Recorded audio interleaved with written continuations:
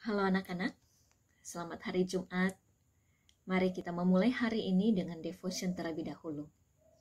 Lipat tangan, tutup mata, kita berdoa.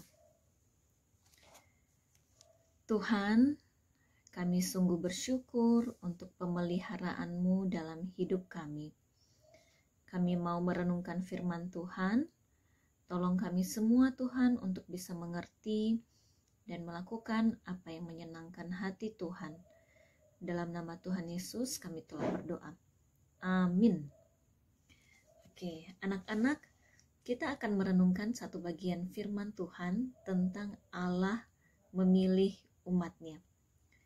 Allah memilih umatnya, kita bisa belajar dari Kejadian pasal 5 ayat 1 sampai 32. Tapi Ibu akan membacakan beberapa bagian saja ya. Anak-anak nanti boleh membaca lengkapnya, Kejadian pasal 5 ayat 1 sampai 32. Oke? Ibu akan membacakan dulu beberapa ayat saja. Dimulai dari ayat 3 sampai ayat 5.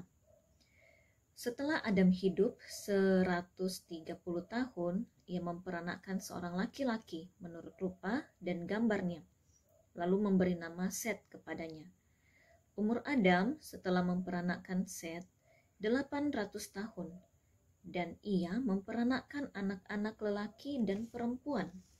Jadi, Adam mencapai umur 930 tahun, lalu ia mati. Ibu akan lanjut dengan ayatnya yang ke-24. Dan Henokh hidup bergaul dengan Allah. Lalu ia tidak ada lagi, sebab ia telah diangkat oleh Allah. Nah, anak-anak, nanti kalau anak-anak melihat setiap isi kisah keturunan Adam, ini menceritakan bagaimana Tuhan itu tetap menjaga setiap janjinya kepada manusia. Dari keluarga satu, lahir keturunan, lalu muncul keluarga yang lain, hingga akhirnya Tuhan terus jagai. Dan di satu sisi kita melihat Tuhan memang tetap pelihara, namun di sisi lain Tuhan memilih bahwa hanya satu dari keluarga tersebut akan meneruskan perjanjian Tuhan.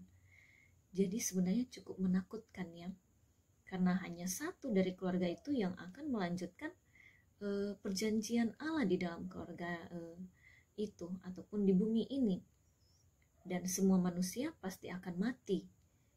Walaupun dia sehebat apapun, sekuat apapun, dan seberapa besar imannya di hadapan Tuhan, tetap akhirnya akan meninggal. Dan kita semuanya akan mengalami itu. Anak-anak, ada satu tokoh di dalam Alkitab ini yang kita baca hari ini menceritakan bahwa dia itu tidak mati, tidak meninggal, tetapi dia terangkat ke sorga. Jadi apa maksudnya anak-anak sebenarnya dari kisah ini? Seorang bapak yang bernama Henokh itu tidak meninggal, tetapi dia terangkat langsung ke sorga. Sebenarnya ini adalah satu nubuat yang menggambarkan bagaimana nanti Tuhan Yesus itu akan datang ke dunia, dan kematian itu tidak mengalahkan Allah itu sendiri, tidak mengalahkan Kristus. Justru Tuhan itu berkuasa atas segala kematian, dan Dia akan menolong kita untuk hidup di dalam janjinya. Jadi kita manusia berdosa semuanya mati sebenarnya ya, meninggal. Tetapi ketika Tuhan Allah kita sudah bangkit, maka ada harapan bagi kita semuanya. Nah, anak-anak, kita bersyukur ya untuk pemeliharaan Tuhan. Namun kita juga harus benar-benar memohon kiranya Tuhan terus menjagai kita supaya kita dapat hidup di dalam janjinya Tuhan, dan kita hidup di dalam kebangkitan Kristus. Mari kita berdoa, lipat tangan, tutup mata. Tuhan, kuasa-Mu menjagai kami semua. Tolong kami Tuhan untuk bisa tunduk di bawah pemeliharaan-Mu. Di dalam nama Tuhan Yesus kami telah berdoa. Amin.